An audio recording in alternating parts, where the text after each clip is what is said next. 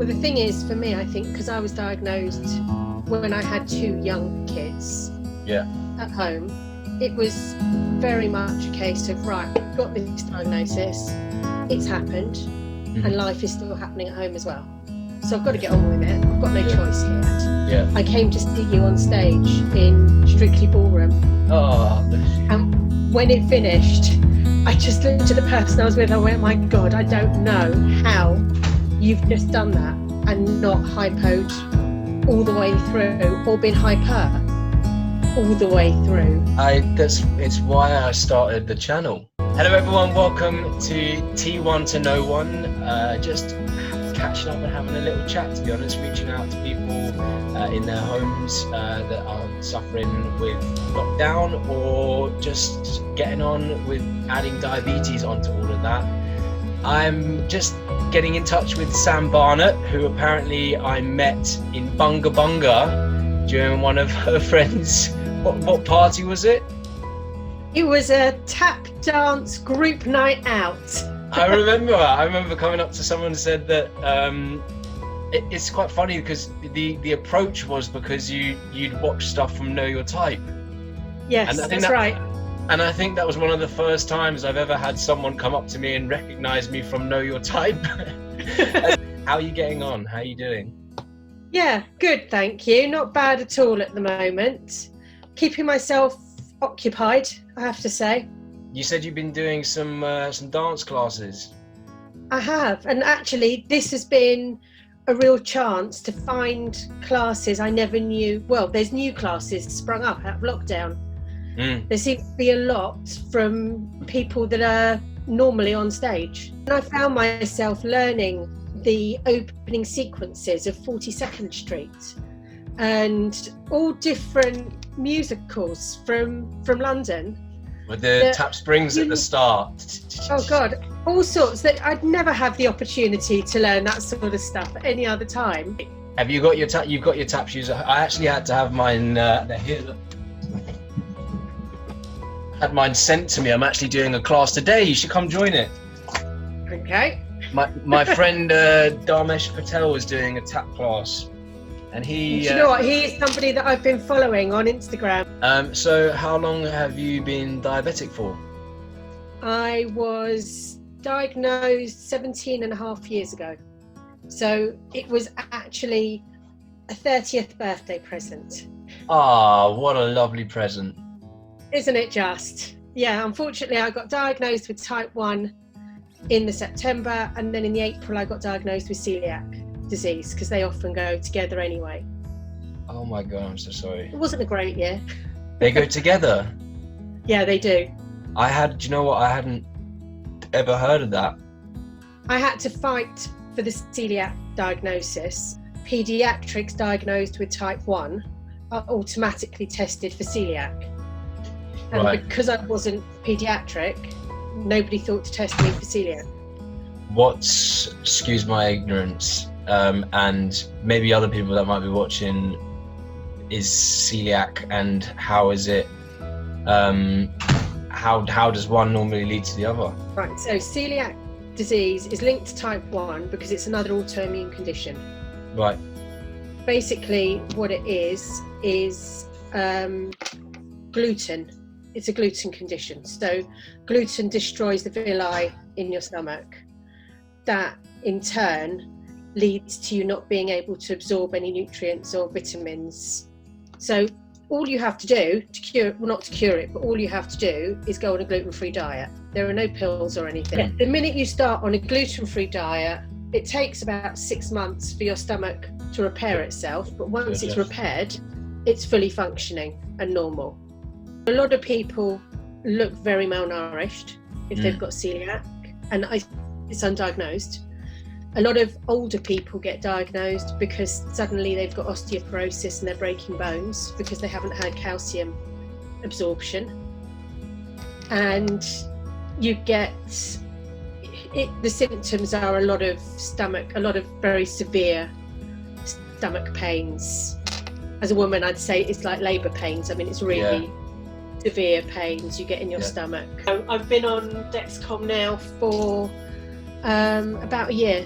But you've said you've been on days like this, you're going to end up with a nice Yeah, you see, before Dexcom this reminder. winter, last summer, I was wearing the Dexcom on my stomach, on my abdomen. Yeah. And it actually stopped working properly there. And they said to me, try your arms, it's better.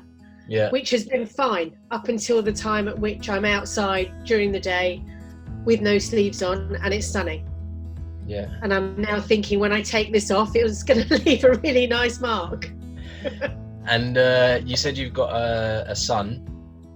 Yeah, so I've got two adult children who are both in the home. Yeah, I've got my son's 24. I love that. I consider myself an adult child as well. I think I don't necessarily consider myself an adult, but I can't get away with being a child, so I think I'd be an adult child. Yeah, no, they're my adult children, so they're both in the house with us as well. Now, myself, my husband, and a big dog. Are they sort of very clued up as well with your diabetes and supporting? And they are, because my daughter especially was, well, both of them. My daughter, I think, was 3 when I was diagnosed.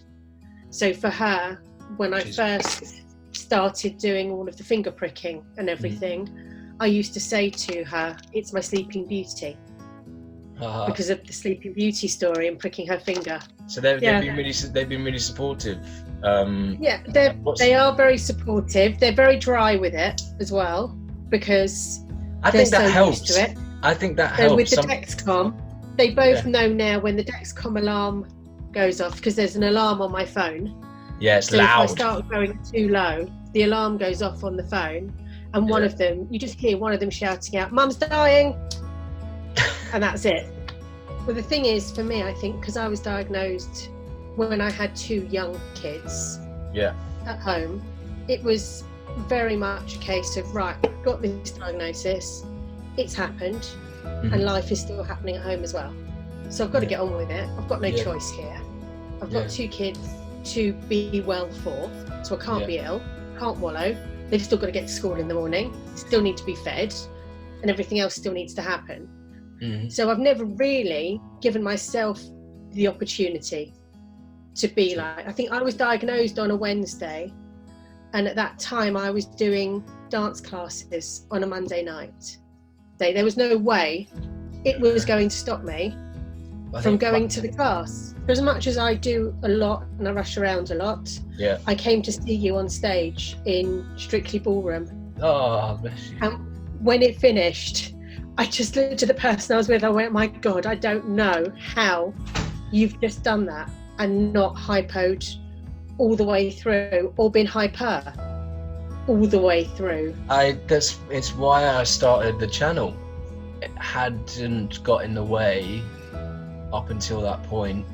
But yeah, it was I don't want to say it was tough, but I think similarly to now, being high blood sugar or being higher sugars because of whatever, my moods start getting affected now and that sort of stuff. So that time and it was only through talking to Khaled, who I was just talking to before, and he told me during an interview that, you know, anaerobic respiration raises your sugar levels. So I found that out because of and I was like, that's why. I said every interval I'd check my levels and they'd be like 5, 6, bang on, perfect.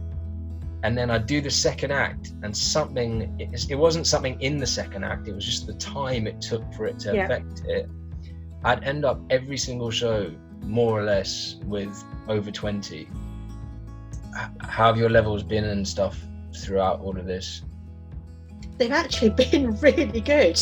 Oh, I'm so jealous. I'm quite surprised. I've had quite a lot of hypos. I have had a lot of hypos. Yeah. But for some reason, the hypos don't bother me as much as the highs. The highs I have more of an issue with. I hate highs. A hypo I can live with. Hypo, I know where I am. A hyper, I end up thinking and worrying about the repercussions. You know what? I think that's a type 1 thing. A lot of women have said it as well with lockdown. People have stopped using handbags. Oh yeah. And all of my handbags have hypo treatments in them, so that I always have stuff there. I don't have to think about it. I've always got hypo treatments on me. That's a very Whereas good point. the thing that's annoying me more than anything is the people that are saying to me, you can't go shopping. How can you go into a shop? You're diabetic. You need to be careful. You're diabetic. And that is becoming a bit like a red rag to a bull now with me. It's like, well, actually, no, do you know what? There's nothing wrong with me because it's under control. I'm healthy. My HbA1c is good. I was going to say, you know, there's been recent news articles to do with sort of, you know, how the diabetic figures, they've sort of come out now of the 26,000, something like a third of them are diabetic, and it's 365, something like that, which are type 1. Type 1, yeah. So how do you feel about that? I'm thinking 365 type 1s could have gone into hospital over this time period with kidney disease or something else that's a diabetic complication related. Happens to cause it whilst they're there. This isn't obviously to say that, you know, don't take because it's all facts and figures right now. But absolutely, nothing's there in black and white yet. But I don't know whether it's just an automatic thing for myself, because I always, when I read sort of newspaper articles and stuff like that, I always get my back up a little bit when it's, you know, figures in the UK of diabetes in the UK is rising. I'm going to the shops still, but when I go to the shops, I'm wearing gloves every like time. Everyone, like everybody else is supposed to be. I'm wearing gloves when I go out. If I see somebody I know, I'm having a chat, but I'm staying socially distanced from them. I've this week got to the point where I've started messaging friends saying, let's have a socially distanced meet up in the park, you know, and doing all the things the government says we can do. But what I'm not doing is what a lot of friends seem to expect me to be doing, which is sitting at home waiting for a government letter to arrive to tell me not to go out. I kind of was like, I get ill maybe once a year. Sometimes I don't even get ill for the year. So I know that my immunity, and that's personal to me, you know, that's because I'm healthy, that's because I exercise and look after myself. I don't catch things, I don't, you know, I'm good, you know, it's like, so that's for me. So if you've got other things with your type 1 that affects, you know, your rate at which you catch things, do you blame type 1 or do you blame those other things? And there might be an inkling of more in type 1. I'm going to get shot for doing all of this, but there might be an inkling within type 1 that makes that slightly more probable, and obviously, but it's the added media thing of saying, oh, well, you know, a third of the cases are diabetic. Yeah. It's like, no, they're not. Do you know what? I would almost like for somebody to come back at you right now, but actually say, I am a doctor. I'd love that. Here are proper facts. This is that. Exactly what it is. And that's what I keep looking for. And I can't find. You know, I'm not sat here going, oh, well, it doesn't say, you know, like type 1 and type 2 and I'm going to be fine. You know, it's the severity of the diabetes being the thing to look out for, and not the specificity of knowing that it's the type 2s, because it's not like it's 50-50. No, it's not. Because I have been really paranoid and worried and included in that statistic mentally, and also whilst being included in that statistic, then thinking, oh, maybe my immune system hasn't been as good, maybe I haven't been exercising enough, maybe I do need to do this, maybe. I think with type 1s, generally, if you've got type 1, you're going to be reading up on it, you're going to be looking up on it, and you are going to become somebody that will have your own opinion on what you should be doing. Essentially, everyone's worried and everyone's taking the virus seriously, you know, and whether you're not taking that seriously, doesn't matter whether you're a type 1 or you're not a type 1, you're obviously in the mindset not to take it seriously. Type 2 and a type 1 are going to be taking the virus as seriously, because that's what we should all be doing. It's making sure you know your sick day rules. You know your sick day rules. then if you get sick, you've at least got a mechanism to hopefully stop yourself getting put into hospital or anything. I've had the ketoacidosis once, which was actually due to a fault on the pump, and I didn't fully know my sick day rules. I hadn't thought about it, and I got put in hospital, and that was enough of a lesson to make me know I never ever want to do that again, be in that place again. No, good on you. Thanks for chatting to me, Sam. It's been really lovely to catch up, and thank you. You've settled my mind probably more than I've settled yours, to be fair. No, and the same. And it's nice to hear when somebody else actually has the same sort of opinion, you know, that you're doing something okay.